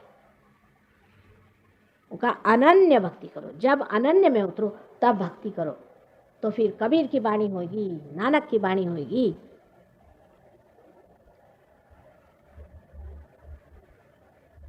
तब ईसा मसीह जैसे लोगों की बातचीत होगी। ये लोग अथॉरिटी से बात करते, द्विधा नहीं रहती इनमें, पूरी अथॉरिटी के साथ में कि ये होगा, वो होगा, ऐसे होना चाहिए। लेकिन कबीर को कोई नहीं मानते। विशेषकर हमारे हिंदी के जो कवि हैं, जो कि रोना ही पसंद करते हैं, वो सूरदास और कबीर का वर्ण दोनों में कंपैरिजन करके कहते हैं कि इनकी सधुक्कड़ी भाषा और सूरदास जो हैं वो बहुत ही ज्यादा मधुर है। मैं तो कहूँ बहुत रोने हैं। उन्होंने ही खुद लिखा है सुरसागर लिखने के बाद, सूरदास की सभी अविद्या दूर करो नंदलाल। उन्होंने कन्फेशन दे दिया कि अभी अविद्या में बैठे हैं। लेकिन हम क्योंकि विरह में हैं, हमें विरह वाले कविता अच्छी लगती। जब आप विरह से उठ जाते तो आपको विरह वाले लोग बिल्कुल नहीं अच्छे लगते। लगता है ये क्या रो रहे हैं बाबा सुबह से शाम तक। जैसे कोई शादीशुदा अभी नई शादी हो गई हो और उनको कोई पड़ोस में मर जाए तो कैसा बुरा लगता है, कहाँ से मनुष्यत आ गई, वैसा ही लगता है। फिर आदमी को मजा आता है ज़ेन पढ़ने में। खलील जिब्रान को पढ़िए आप, पार होने के बाद खलील जिब्रान को पढ़िए, सारा सहयोग है खलील जिब्रान। ज़ेन पढ़िए, ज़ेन तो पूरा ही सहयोग है। फिर आपकी रुचियां बदल जाती है साहब, आपकी प्रायोरिटीज बदल जाती है, आप एक दूसरे तरह से दुनिया को देखने लगते हैं। पहले आप मांगते हैं, फिर आप देते हैं। अभी आप मांग रहे हैं, फिर इधर आके बैठ के दीजिए। ये जब घटना घटित होती है तभी आप साक्षी हो जाते हैं, जिसे श्री कृष्ण ने कहा हुआ है कि आपको साक्षी हो जाना चाहिए। श्री कृष्ण को संपूर्ण अवतार इसलिए मानते हैं कि उनके लिए सारी सृष्टि एक लीला मात्र थी। रामचंद्र जी ने भी सारा नाटक ही खेला था, पर वो इतना बढ़िया नाटक खेला कि ऐसा प्रतीत होता है कि वो साक्षी नहीं थे, इसलिए उनको मर्यादा पुरुषोत्तम ही कहा गया। लेकिन ये नाटक है पूरी तरह से श्री कृष्ण ने सिद्ध कर दिया, इसलिए श्री कृष्ण को पूर्ण अवतार मानते हैं कि वो पूर्ण अवतार है, उनके लिए सारी कुछ लीला ही है। सहयोग के बाद आप भी साक्षी स्वरूप हो जाते हैं। अब देखते हैं वह अच्छा नाटक चल रहा है साहब, क्योंकि आप हैं न तो आगा सोचते ना पीछे आप देख रहे हैं, चलने दीजिए नाटक। स्थिर बुद्धि होके आप देखने लग जाते हैं। आप नाराज भी हो तो भी आप अंदर नाराज नहीं रहते, अंदर से आप देखते रहते हैं कि हम कैसे नाटक खेल रहे हैं नाराज होने का। कृष्ण का संहार भी वैसा ही है, सारा ही लीलामय। संहार भी करना ही पड़ता है। बहुत से लोग हैं अहिंसा का अर्थ ये लगते हैं कि मच्छर को भी न मारो, खटमल को भी न मारो। ऐसे भी लोग हैं दुनिया में, आपको नहीं मालूम। एक ब्राह्मण को पकड़ के ले आएंगे, उसको एक झोपड़ी में रखेंगे और उस पर सब खटमल छोड़ देंगे, और खटमल उसका ये खा ले, सोचते वाह हमने कितना अहिंसा का महत् कार्य किया। अब ये बताइए रियलाइजेशन क्या खटमलों को देना है या मच्छरों को देना है? इनको बचा के क्या करने वाले हैं आप? अहिंसा सिर्फ मनुष्य की होती है, जानवर की अहिंसा का कोई मुझे अर्थ आज तक समझ में ही नहीं आया। हाँ, कोई कोई जानवर खाने से नुकसान होता है इसलिए वो नहीं खाइए, वो दूसरी बात। पर जानवर को मार देने से वो तो उत्क्रांति के पथ पे आ जाता है, जिसे कि हलाल कहते हैं, जिसे कि हलाल। अब बैठ के कोई मारते रहे तो वो तो हिंसा की चीज है, वो तो आप किसी भी चीज को मारे तो आपके अंदर हिंसा, उसे आप निकाल रहे हैं, वो बात दूसरी हुई। लेकिन कोई हिंसा के लिए नहीं जानवर को मारता है। एक आदमी दूसरे आदमी से जब कटुता व्यवहार करता है तो वो कम से कम 100 गैया खा लेता है, समझ लीजिए। अब गाय है, गाय के प्रति हमारा इतनी श्रद्धा है, क्यों? गाय के प्रति हमारी इतनी श्रद्धा क्यों? कोई खास जानता नहीं इस बात को। ये बहुत ऊंची बात है, क्योंकि गाय आदिशक्ति का अवतरण एक बार सुरभि के रूप में हुआ था। गाय की उस बात की याददाश्त के लिए हम सब गायों को मानते हैं, क्योंकि उन्होंने एक बार इसमें अवतरण लिया हुआ था। सुरभि का नाम शायद आप लोगों ने सुना होगा, तो आप तो बहुत मॉडर्न है, हम तो बहुत एंशिएंट आदमी। सुरभि नाम की एक गाय थी, उसने सबसे प्रथम 35 करोड़ देवता अपने अंदर बिठाकर आदिशक्ति का अवतरण गाय स्वरूप में हुआ था, इसीलिए हम गाय को देवता मानते हैं अब भी। दूसरी बात यह है कि भारतवर्ष की गायें घरों में बंधी रहती है, उसी का दूध हम पीते हैं, रोज माँ के जैसे उन्हें देखते हैं, इसलिए मानते। पर इंग्लैंड की गाय बिल्कुल भैंस जैसे दिखती है, बिल्कुल भैंस। उसको किसी भी प्रकार से आप गाय नहीं कह सकते। मेरे बच्चे आए थे तो मुझे कहने लगे कि नानी यहाँ की जो गाय, यहाँ की जो भैंसें हैं ये सफ़ेद कैसी हैं? हिंदुस्तान की गाय एक विशेष चीज़ है, क्योंकि सुरभि का इस संसार में आने की वजह से उन सब में ही वो देवत्व आया हुआ, इसलिए हमारे यहाँ गाय बहुत पूजनीय है। और यहाँ की गाय का एक रूप ही बड़ा सौम्य होता है और सुंदर होता है, इसलिए हम गाय का जो वह वर्ज्य मानते हैं वो हिंदुस्तान और भारत के लिए ही सीमित है। ये आप बात जान लीजिए। इस तरह की अहिंसा आप मत चलाइए, लोग भूखे मर जाएंगे। ग्रीनलैंड में, जहाँ की कहने को ग्रीनलैंड है, और एक भी ग्रीन पत्ता उन्होंने नहीं देखा बेचारों ने। वहाँ से एक मेरे शिष्य आए थे, आई थी लेवी जी, वो मुझसे कहने लगे माँ लोग कहते हैं कि तुम लोग वेजिटेरियन हो, हमारा तो वेजिटेबल ग्रो ही नहीं होता, तो भगवान ने हमको ऐसे कर्ज जगह क्यों भेज दिया? मैंने कहा उसमें कोई हर्ज नहीं, ये सब कल्पनाएं हमारे अंदर इतनी जटिल हो गई हैं, इससे बचना चाहिए। इससे हम सारे मुसलमानों को काट देंगे, सब ईसाइयों को काट देंगे, बहुत से हिंदुओं को काट देंगे, जापानियों को काट देंगे, रशियंस को काट देंगे, सबको काट के सिवाय थोड़े से ब्राह्मण, वो भी चोरी छुपे खाते होंगे, इसके सिवा और कोई नहीं जुटने वाला। ये गलत बात है। हाँ, शराब जरूर, शराब बिल्कुल गलत चीज। जैन लोग हैं मच्छर को नहीं मारेंगे और शराब पीते हैं,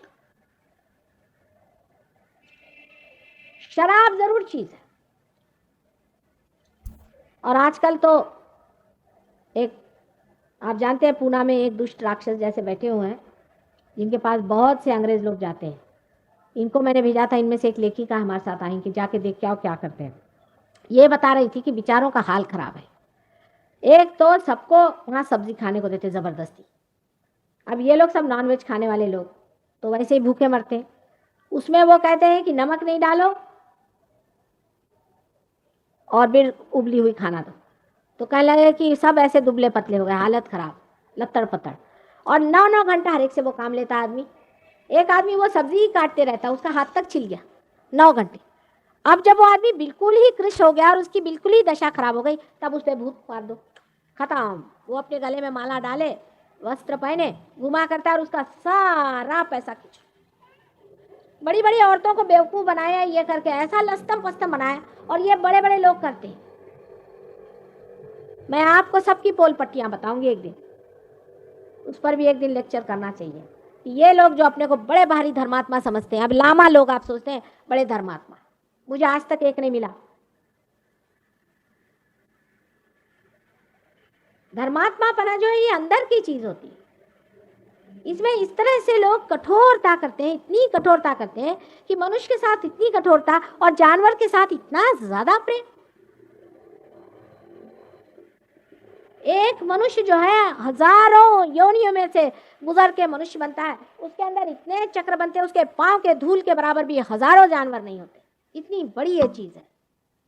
उसको तो आप दुख देने में, तकलीफ देने में, उसके साथ में परेशानी करने में जरा सा भी आपको समय नहीं लगता है।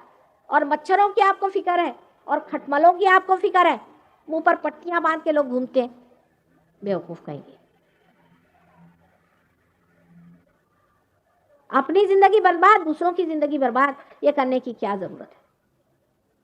हाँ, लेकिन अगर कोई आपको चीज खाना पसंद नहीं है, आप उसको नहीं पसंद करते, नहीं खाइए।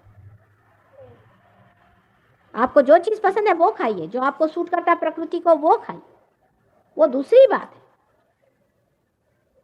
लेकिन इसकी इतनी ज्यादा जबरदस्ती लोगों पे करना कि उनका खाना पीना हराम हो जाए, वो भूखे मरे, ये कौन सा बताए, कौन सी शराफत है ये। मैं कहती हूँ ये एक तरह का एग्रेशन ही है। हाँ, आपको पसंद नहीं है, आप नहीं खाइए, वो दूसरी बात होती, लेकिन जबरदस्ती आप किसी के पीछे पड़े रहे। सबका डिस्क्रिमिनेशन का पॉइंट होता है, और ये आपको विशुद्धि चक्र से पता रहता है। नीरक क्षीर विवेके तू, संस्कृत में एक श्लोक है कि नीरक क्षीर का विवेक जब होता है, जब पानी और दूध का फर्क आता है, तब हंस जो होता है वो सिर्फ दूध पी लेता है, और जो बका होता है, बगला होता है, उसकी समझ में नहीं आता, वो दूध भी पीता है पानी भी पीता है, उसको समझ नहीं आता। तो नीरक क्षीर विवेके तू हंसा हंसा बका बका, नीरक क्षीर विवेक होना चाहिए। आप कोई चीज का एकदम स्टैम्प नहीं बना देना चाहिए।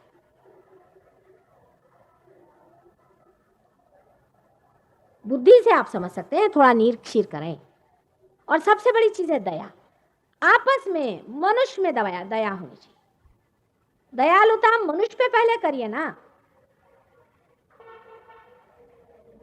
और दया करने में भी लोग उपकार समझते हैं। अगर कोई मोटर में एक बार लिफ्ट दे दे तो सोचता है मेरा गुलाम हो जाए।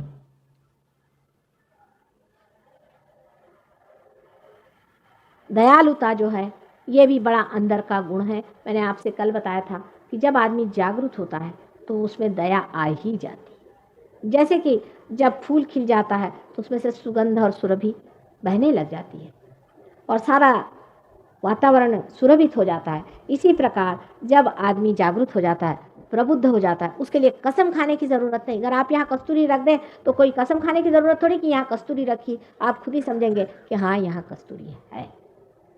पर किसी की नाक बंद हो तो उसे क्या किया जाए। नाक भी बहुत बंद हो गई आजकल लोगों की, तो भी आज तक मनुष्य उतना नहीं गिरा है कि सच्चाई को नहीं पहचाने। थोड़ी देर चक्कर काटता है और फिर सच्चाई पे आ ही जाता है। यह भी श्री कृष्ण का ही वरदान है। सारा डिस्क्रिमिनेशन जो है वो श्री कृष्ण के ही चक्र से होता है, और उन्होंने वो चक्र अपना बढ़ा के यहाँ रखा।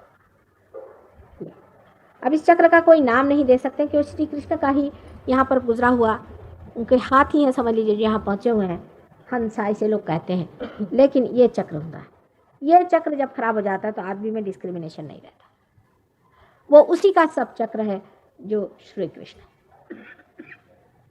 तो वो विराट है और वो लीलामय है, वो लीला करते हैं, और हम उनके अंग प्रत्यंग हैं। जब हम जागृत होते हैं तब हम उनसे एकाकार होते हैं और तब वो हमें कार्यान्वित करते हैं। उन्हीं को मोहम्मद साहब ने अकबर कहा है। इसीलिए यहाँ का मंत्र, एक बहुत सुंदर मंत्र यह है कि दोनों उंगलियां कान में डालकर ऊपर हाथ करके अल्लाह अकबर कहें। जिस जिसका ये चक्र पकड़ा हो उसका एकदम खुल जाएगा। पूना में बहुत बमनोक से करवाया मैंने। ये उंगली श्री कृष्ण की है, इसी से उन्होंने गोवर्धन पर्वत पकड़ लिया था। इसी उंगली पर वो अपना सुदर्शन घुमाते। श्री कृष्ण के बारे में इतनी मिथ्स हैं और इतने उनके बारे में गलत फहमियाँ हैं, उसमें से कुछ मैं चाहूँगी कि आपके सामने बयान करूँ, क्योंकि आज उनका ही थोड़ा सा उद्घाटन हुआ है। एक तो सबसे पहले ये कि 16,000 उनकी पत्नियां थी। इस पर बहुत ज़्यादा लोगों को ऑब्जेक्शन है।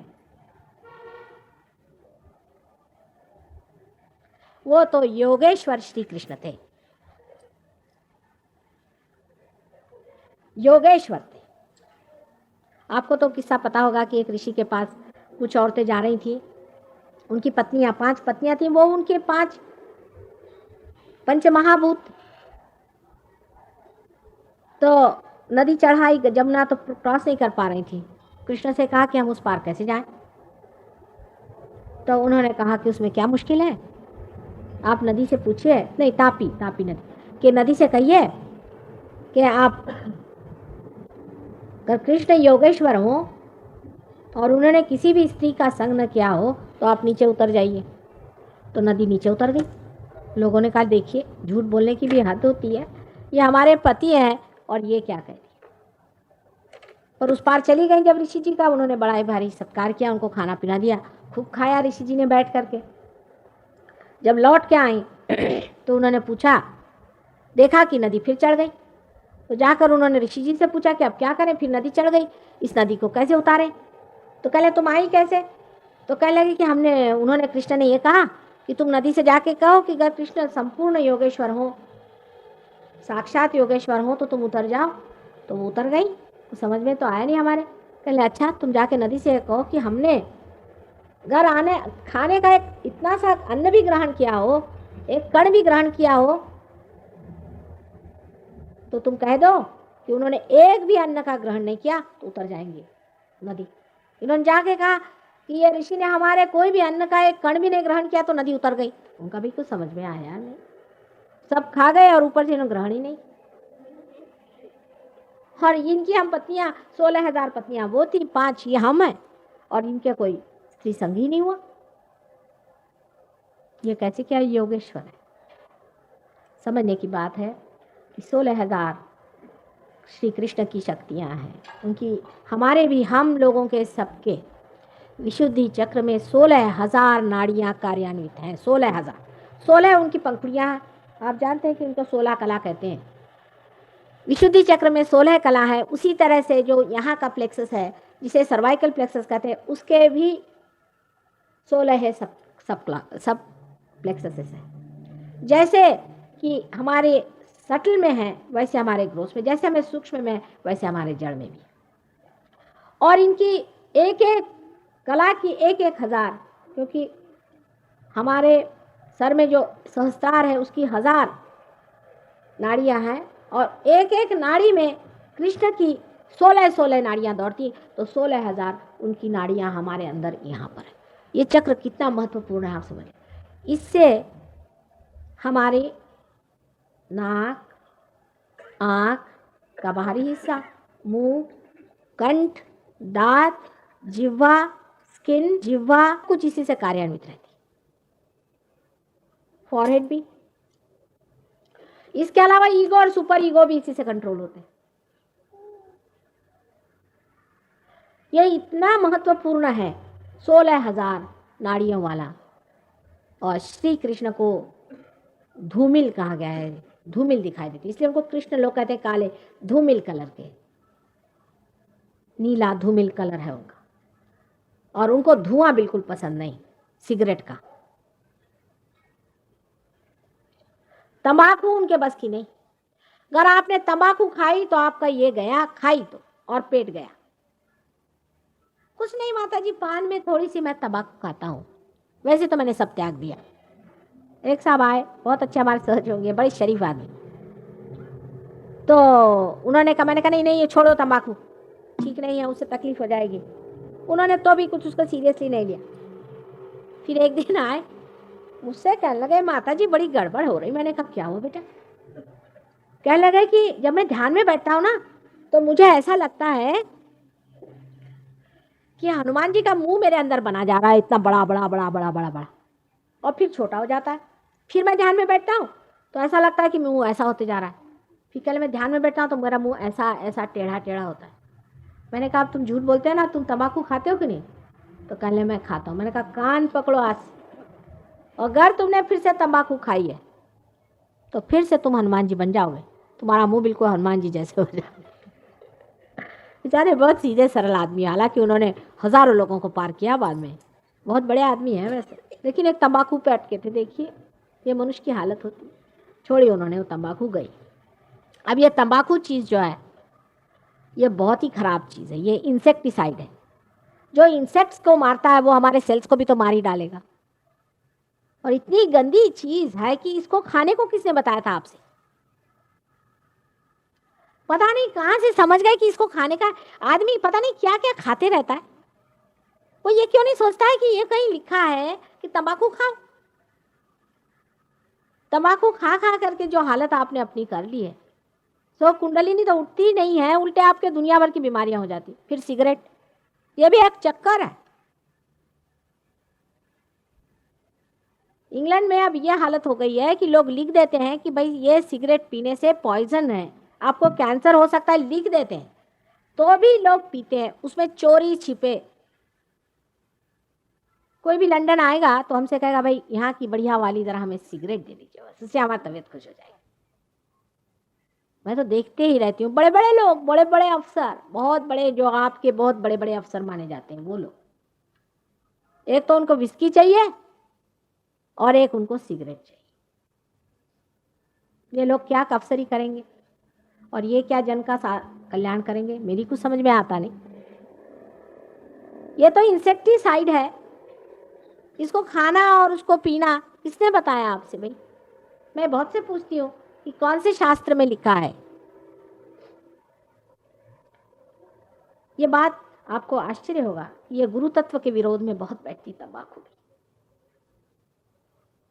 इससे पहले तो विशुद्धि चक्र पकड़ता है, ये मैं मानती हूँ, पर बाद में नाभि के पास में ऐसा मैल बैठ जाता है। सिगरेट में जो कैंसर होता है, मैं तो कहती हूँ कभी कभी किसके आपको फिल्म्स बना के लोगों को दिखाने चाहिए।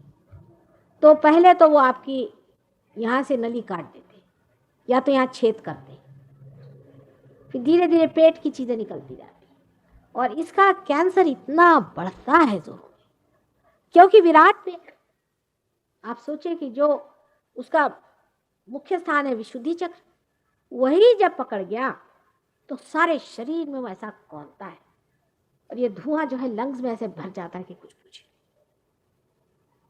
बहुत ही डेंजरस चीज। इससे अच्छा तो जहर खा के एक बार मर जाइए, अगर आपको इतना ही मरने का शौक है। लेकिन ये ऐसे कट कट के जो आप मर रहे हैं, ये क्यों मरते हैं बाबा? लेकिन कहने से नहीं होगा, ये भी मैं जानती हूँ। ये तो छूटना पड़ता है, वो भी सहयोग में ही घटित होगा, वो भी सहयोग का ही कार्य है। हमारे यहाँ मैंने बताया कि जो विदेश के लोग बैठे हैं, इनमें से लोग कुछ कुछ तो ड्रग्स तक बहुत लेते हैं, क्योंकि इनके यहाँ सब चीज़ रिलेटिव चलती है कि शराब से ड्रग अच्छा, तो ड्रग लो। पर शराब इतनी गंदी चीज़ है, उसको ही क्यों नहीं छोड़ देते? तो इनका रिलेटिव मामले में वो आए ड्रग पे। और सिगरेट तो सोचते बहुत ही सीधी चीज़ है, लेकिन ये इतनी घातक चीज़ है सिगरेट। और दूसरा ये कि इसलिए घातक है कि कम से कम शराब पीने के लिए आपको बोतल खोलनी पड़ेगी, उसके वो कुछ ग्लास वास लगेंगे, लंदन में तो आपको उसका स्पेशल ग्लास, वो भी एक उन लोगों ने बनाया हुआ है ट्रिक, कि आपको ब्रांडी पीना है तो ऐसा पियो, वो पीना है तो ये पियो, जिससे उनके क्रिस्टल बेचे जाए यहाँ पे, हर एक का अलग अलग। शराबी पीने के लिए तरह तरह की चीज, उसका भी बड़ा फ्रेंच में बड़ा शास्त्र है, और बहुत उसको ऐसा बताया है क्या, हाँ जैसे इससे बढ़ के साइंस तो आज मनुष्य ने कोई बनाया ही नहीं, इतनी बड़ी बड़ी किताबें लिखी और नाम भी ऐसे ऐसे रखे हुए हैं, भगवान बचाए। और फिर उसके एक तरीके से पूछना और बातचीत करना, साहब आप क्या पीजिएगा, और ऐसे नखरे से, समझ में नहीं आता मेरे जैसे इंसान। लंदन में एक प्रथा है हाथ मिलाने की, वो ठीक है, मैं तो उसमें जागृति देती हूँ। जाते वक्त तो ठीक रहते हैं, जब रिसेप्शन में खड़े रहिए 500 आदमी हाथ के मेरी तो जड़ें तोड़ डालते हैं, वो तब तो ठीक है, पर जब पी के आते हैं तो भगवान है बचा रखे। आप किसी से भी वहां बात पियाए बगैर कर ही नहीं सकते, क्या तमाशा है। और ये सिगरेट, अगर आपको किसी से बात करें तो आप सिगरेट ऑफर करें, नहीं तो आप बात नहीं, देयर इज नो कम्युनिकेशन। जब तक आप जहर किसी को नहीं दीजिए, मनुष्य का मनुष्य कम्युनिकेट होता नहीं। क्या अकल है साहब इंसान की, मेरे जैसे इंसान को नहीं समझ में आती है अकल। फिर औरतों का सिगरेट पीना और भी कमाल है, साड़ी पहनेंगी बिल्कुल, नाक में नथनी भी लगाएंगे आजकल, वो भी चला, और ऊपर से सिगरेट। कैसा मेल बिठाए कुछ समझ नहीं आता कि अपनी संस्कृति में कभी औरतें सिगरेट पीती थी क्या। हाँ कह ले नेपाल में वो देहात में औरतें पीती, अब आप वो होने जा रहे हैं क्या, आप क्या अब जंगली होने जा रहे हैं। कह ले वो आदिवासी, अब क्या आदिवासी होने वाले हैं आप लोग क्या, क्योंकि आदिवासी ऐसे कर देते, अब आप आदिवासी हो जाइए।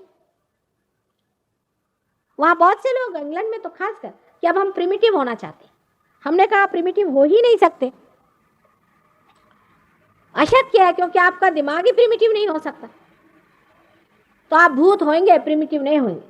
भूत जैसे बाल बढ़ा लिए खूब ऐसे एकदम, उन पे भूत ही बैठेंगे कि नहीं बताइए आप। भूत देखते रहते कि हमारा जैसे कौन घूमता है उनको ही पकड़ेंगे भूत। अरे भाई कायदे से कपड़े पहन के जाओ तो भूत भी भागेगा। आप अगर शराबी होंगे तो आपके ऊपर एक शराबी आके बैठ जाएगा, और आप इतनी शराब पिएंगे कि आपको पता नहीं। आप अगर स्मोकिंग करते हो तो सिगार पीने वाला आ जाएगा, हाँ आपको पता नहीं, ये भी होता है। अब जब सिगार पीने वाला, आपको अगर सिगार नहीं मिली तो आप खत्म, कुछ मजा ही नहीं आने वाला जिंदगी का। सारी जिंदगी आप रोते रहेंगे कि हमें सिगार ही नहीं मिली, सिगार पे आपकी सारी जिंदगी। और कितनी डेंजरस चीज है, इसको आप समझ लें कि शराब पहले अंग्रेज इतना सा पीता था, तीसरे जनरेशन में सब लोग पब में मरेंगे। अपने देश में भी ये बहुत ही डेंजरस चीज है। एक बार किसी के चढ़ जाए, आप किसी भी अफसर को खरीद सकते हैं, मिनिस्टर को खरीद सकते हैं, अगर वो शराबी है। कमजोरी, इतनी कमजोर चीज होती है, इतनी कमजोरी इंसान के अंदर डाल देती, बहुत कमजोर कर देती इंसान, क्योंकि उसको आप खरीद सकते हैं एक बोतल पर। मुरारजी भाई कहते हैं करूंगा, पता नहीं कब शुरू करने वाले हैं। आप लोग उनके खिलाफ इतनी इतनी बातें लिखते हैं, इसलिए वो नहीं कर रहे हैं कि कहने लगे उससे और भी बूट लेगिंग होगा। होगा 2 दिन होगा, फिर खत्म हो जाएगा, मरने दीजिए। अरे ऐसे तो मरने ही वाले, बूट लेगिंग से मरने दीजिए, कल्याण होगा उनका भी और हमारा। और एक्सप्लेनेशंस और लोग देते हैं किससे बढ़ेगा, कभी नहीं बढ़ने वाला। 1 जनरेशन में नहीं, 2 जनरेशन में, 3 जनरेशन में बिल्कुल लोग शराब छोड़ देंगे। शुरू तो करके देखिए, हमसे तो अच्छे पाकिस्तानी हैं जो डंडे लगाते हैं। औरतों की दुर्दशा हो जाती है, घर की दुर्दशा हो जाती है। हमारे पति एक ऑफिस चलाते थे, उसमें उन्होंने पता नहीं वो बहुत सोशलिस्टिक हो गए, तो उन्होंने ड्राइवरों की तनख्वाह 1000 रुपये कर दी। उनकी बीबियाँ आई हमारे पास में 4-5 महीने में, कह लेंगे क्या साहब ने कर दिया, आफत कर दी। मैंने कहा क्यों, पहली चीज़ शराब, दूसरी चीज़ औरतें, और तीसरी चीज़ ये हो कि अब घर पे आते ही नहीं, गुत्ते पे पड़े रहते। मोटरें इनकी दबादब टूटने लगे दफ्तर की, और उनके बच्चों को खाने को नहीं, बोतल घर में आई और बच्चे भूखे मरे। उससे अच्छा कहने लगे साहब 1000 रुपये देने के अलावा ये करते कि हमारे बच्चों को एजुकेशन का पैसा दे देते, कुछ और फायदा कर देते। रुपया दे दिया, हो गया। अब ये रुपया के लिए लड़ते हैं ना सब लोग, तनख्वाह बढ़ाइए, किसी की मत बढ़ाना। शराब पियेंगे और कुछ नहीं करेंगे, मैं आपसे बता रही। इनको और कुछ दीजिए, इनको घर दीजिए, कपड़ा दीजिए, पैसा भी तो उठाना आना चाहिए। किसी नौकर को आप ज्यादा पैसा दे दीजिए, बड़े आप दया धर्म करके उनके ऊपर उपकार करें, आप देखिए ना आपके छक्के पंजे छोड़ा दे जो कहिए। लक्ष्मी को भी तो स्वीकार्य करने में एक डिग्निटी होनी चाहिए, कोई प्रतिष्ठा बढ़नी चाहिए। रुपया पैसे से आप कभी नहीं इंप्रूवमेंट कर सकते। उनको खाने को दीजिए, ठीक है, लेकिन उनको भिखारी मत बनाइए। भिखारी को आपने चवन नहीं दी, वो सिनेमा का टिकट लेके बैठ गया, देख लीजिए। इसलिए पैसे का भी संतुलन समझना चाहिए कि जिस पैसे से इस तरह की गंदी चीजें खरीदी जाती हैं, उसके वितरण से या उसके वृद्धि से कोई देश समृद्ध नहीं होगा। समृद्ध तो मनुष्य से होता है। अभी हमारी जो एक कल्पना है कि अगर हम अपने देश को ऐसे डेवलप कर लें, आपके पास सिवाय प्लास्टिक के और कुछ नहीं आ सकता। उनके पास है क्या? पत्थर। समृद्ध मनुष्य को होना चाहिए। आदमी एक एक बादशाह होना चाहिए, खुद बादशाहत होनी चाहिए। जैसे कृष्ण थे कि गोपों में और जंगलों में गैया चराते और राजा थे, सोते थे जमीन पर और बादशाह थे। ऐसी बादशाहत होनी चाहिए तबीयत की, ना कि इन प्लास्टिक की चीजों की। जो आदमी चीजों के पीछे में भागता है और हीरे जवाहरातों के पीछे में दौड़ता है और दूसरों को नोचता खसोटता है, इससे बढ़ के भिखारी और दरिद्री कौन हो सकता है? ये दरिद्रता का लक्षण है। एक संतोषी जीव जो होता है वो असल में बादशाह होता है। ऐसी बादशाहत हमारे भारतीयों की होने में कोई भी समय नहीं लगने वाला। जरा सी और नजर करें कि जिन्होंने इतना पाया भी है वो आज कहाँ बैठे हैं। श्री कृष्ण के अनंत उपकार इस संसार पे हैं, महान उपकार उनके संसार पे, कि उन्होंने अवतार ले करके और हमारे अंदर ये चेतना भरी कि हमें परम को पाना चाहिए और परम ही को स्वीकार करना चाहिए और उसी की सत्ता और शक्ति में पनपना चाहिए। और उनको शरण जाने से हमारी विशुद्धि पूरी तरह से खुल जाती है और हम एक साक्षी स्वरूप हो जाते हैं। उन्हीं को वंदन करके हम अब ध्यान करेंगे।